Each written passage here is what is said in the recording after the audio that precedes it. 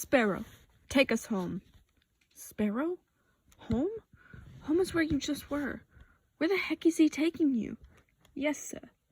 The robotic voice startles you as the ground starts to vibrate. You wobble on your feet, extremely unsure about trusting this guy. Here is your seat. Loki gestures to the seat next to the one he's making his way to. You hesitantly make your way to the seat and sit down, not wanting to faceplant. Screens in front of you light up as the ship emerges from the ground. You watch the dirt slide away as the night sky is revealed. Incognito. Yes, sir. You don't know what the change is, but the ship feels different somehow. You see police helicopters and flashing lights a little bit away. They must be searching past your house. Wait, that is your house. You didn't realize how far you traveled through those tunnels.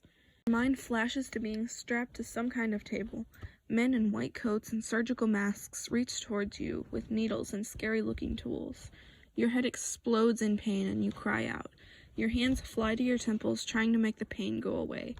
Loki turns to you and moves your hands out of the way and puts two of his long, cold fingers on each of your temples. His fingers are cool against your skin and the pain starts to fade. When you open your eyes, you see a green glow around you. Loki pulls away and grabs the steering mechanism of the ship, a grim look on his face. You're not sure what just happened, but you don't have a chance to ask before the ship violently shakes. Sir, it seems... The robotic voice is cut short as something materializes around you. Suddenly, everything is black and you feel the bang more than you hear it, as you are thrown forward out of your seat, hitting your head hard on something. Damn it! That's Loki's voice. You open your eyes, not realizing what you had closed them, to see lights slowly coming up. You stand up to find you're a wolf again, but this time, you're not in control.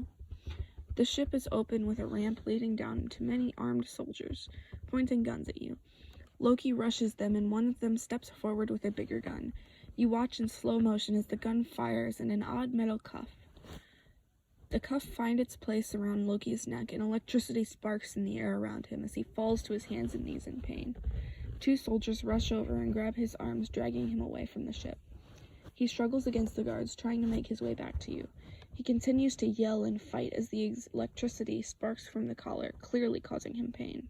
I swear if you harm her, I'll gut you all like fish and eat your souls! Loki screams at the soldiers around him, still struggling and clearly desperate. His eyes turn crimson red. They're hurting your Loki. They're hurting your Loki.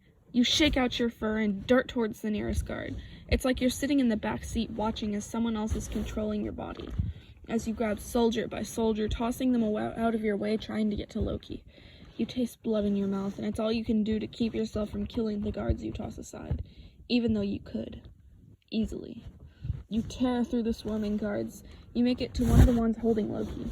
There are 5 holding him back now. You lunge towards the closest one, and his eyes go wide. You whimper as you are knocked hard to the side, and you hear Loki roar. You struggle back to your feet, wincing at the pain in your side, and look up to see what hit you. You see a tall, buff man with blonde hair that flows over his shoulders. His eyes are crystal blue. He's holding a big hammer. That must be what hit you. You hesitate.